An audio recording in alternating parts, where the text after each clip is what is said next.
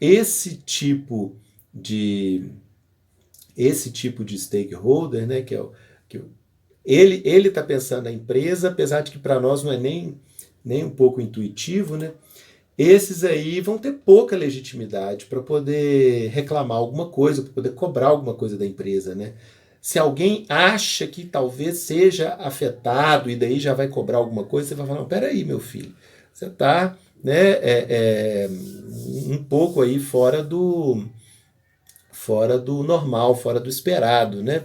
Nós não estamos vendo essa relação tão direta entre o que a gente faz, né, e esse impacto aí em você, na sua vida que você está falando. Então, não precisa partir para a briga, mas a gente vai colocar essa demanda aí em um segundo plano, porque seria um personagem menos legítimo, né, com menos uma vinculação direta, né, para poder cobrar alguma coisa da empresa ou para ter um interesse em relação com a empresa. E por último, a gente considera aqui o poder, novamente, né, para esse stakeholder poder cobrar o seu interesse ali dentro da empresa. Né? Então, nós vamos analisar essas três coisas. O que é mais urgente, quem tem legitimidade para poder cobrar isso e quem tem poder para fazer demandas ou para poder pedir explicações, tá bom? Quando a gente faz essa classificação assim do que está sendo cobrado, do que está sendo reclamado, do que está sendo pedido da empresa, a gente consegue fazer essa conciliação, né? A gente consegue trabalhar melhor esse ponto de equilíbrio. Né? Tem pessoas aí, tem organizações aí que não merecem nem resposta. Tá? Por quê? Porque são relações assim muito indiretas, muito longes, muito imaginadas, né? E que não tem urgência nenhuma, não tem legitimidade, essas pessoas não têm poder para interferir na gente. Se for para a justiça, não vai ter poder para isso, não vai conseguir ganhar nada.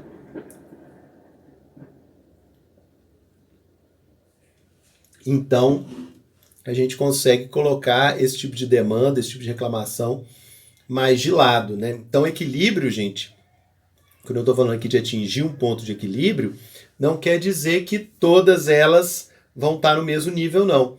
Achar o ponto de equilíbrio tem muito a ver com saber quais eu dou mais importância e quais eu dou menos importância. Hierarquizar.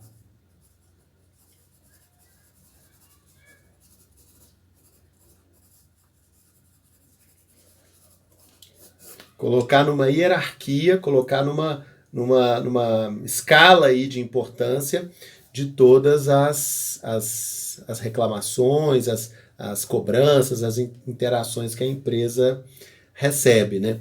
Então, a gente valoriza essas demandas de acordo com esses critérios. Então, achar o ponto de equilíbrio significa entender o valor, o peso de cada uma delas e saber quais a gente tem que atender mais e quais que a gente pode ir adiando, né? Quais a gente não precisa responder mesmo, né? Aí, pessoal, a gente vê o seguinte, né? Uma empresa, por exemplo, para pegar o exemplo da Vale aqui que eu falei com vocês, né? Que pelo fato dela ser muito fechada, né? Ela poderia ter evitado muitos problemas que ela tem simplesmente por circular a informação, né? Ela não consegue perceber, por exemplo, ela não consegue criar, e ela tem presidências, né, presidente de relação com a comunidade, de relações com a comunidade, né? É, tem assim, um corpo de funcionários para poder fazer isso que eu estou falando com vocês. Tá? E eles não fazem, né? Eles não conseguem ver, por exemplo, o peso de cada demanda, eles não conseguem valorizar aquelas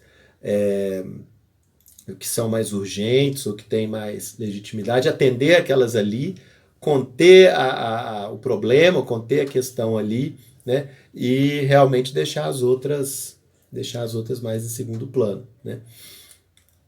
Então é um mecanismo que eu estou falando com vocês aqui, que não é uma coisa intuitiva, não é uma coisa que a gente faz no café da manhã, mas se for seguindo etapas, né? Se for seguindo essa linha que eu coloquei aqui, identificar, classificar, né? Ver o tipo de relação né, o que cada um quer, né, e depois a gente organizar essas demandas aí para achar um equilíbrio, não é uma coisa tão difícil. Se a gente for seguir uma sequência, e vocês vão praticar aí no exercício que eu vou mandar para vocês, não é uma coisa tão difícil. É só uma questão de você parar, né, dar importância para aquilo e fazer, tá certo? Então, o que eu coloquei aqui, não é difícil de obter, mas é indispensável, tá certo? Isso aí faz uma diferença danada nesse relacionamento no médio e longo prazo. Tá certo? Pessoal, é isso em termos assim em termos de